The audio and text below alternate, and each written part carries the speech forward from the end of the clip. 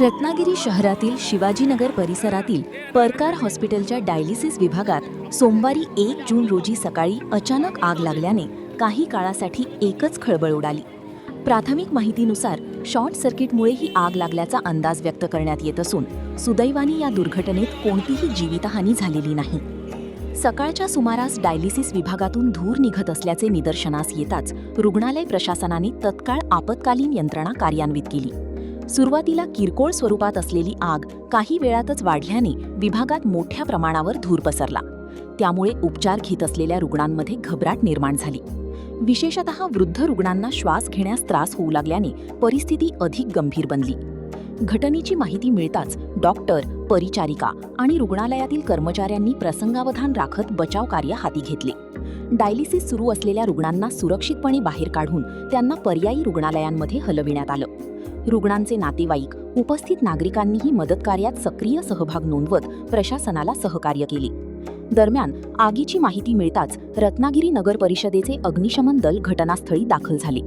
अग्निशमन जवानांनी तातडीने आगीवर नियंत्रण मिळवण्यासाठी प्रयत्न सुरू केले आणि काही वेळातच परिस्थिती नियंत्रणात आणली.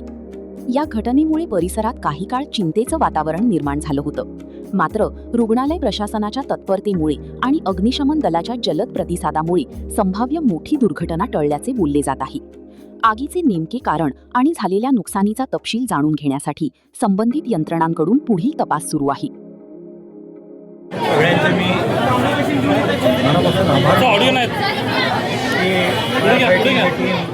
तहसीलदार साहेब, म्युन्सिपाल्टीची सगळी मंडळी वेळेत इथं आली आणि एक अत्यंत दुर्दैवी शॉर्ट सर्किट होऊन जी आग लागली होती ती विझवण्यात आलेली आहे. जे पेशंट त्या बाजूला होते त्यांना ऑलरेडी इथून योग्य स्थळी बाहेर काढलेलं आहे आणि इतरही पेशंटला बाहेर काढण्याचं काम योग्य प्रकारे झालेलं आहे. आता असा कुठलाही पेशंट इथे आत राहिलेला नाही आहे ज्याला काही इजा होऊ शकते. आग आटोक्यात आहे आणि कुणालाही काही झालेलं नाही आहे. दुर्दैवाने हे झालं.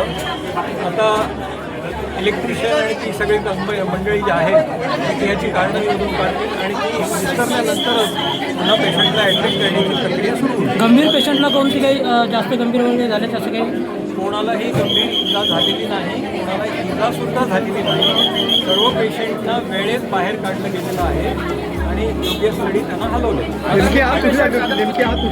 कसा प्रकार लक्षात आला तुमच्या?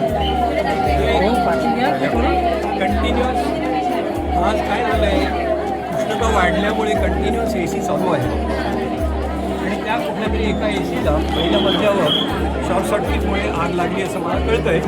पण त्याची आता शोध करावा लागेल कशामुळे आग लागली. तर ICUचे पेशंट कुठे शिफ्ट केले? ICUचे पेशंट ऑलरेडी बाहेर काढून दुसऱ्या हॉस्पिटलमध्ये शिफ्ट केलेले आहे. पेशंटच्या सर्व नातेवाईकांनी कृपया घाबरून जाऊ नका. त्यांना योग्य स्थळी हलवलेलं आहे. हॉस्पिटलमध्ये हा सगळा डेटा तुम्हाला मिळेल तुम्हाला कुठल्या हॉस्पिटलमध्ये, कारण जिथे तिथे उपलब्धता होती त्याप्रमाणे ती हलवली आहे सगळी मंडळी आणि त्यांचा डेटा तुमच्या. सर 51 पेशंट होते आणि त्याच्यामध्ये 7 ICUचे होते. सगळे पेशंट आता स्टेबल आहेत. किती पेशंटला हलवलंय? आता आम्ही ICUचे प्रायोरिटीवरती हलवले. किती येते?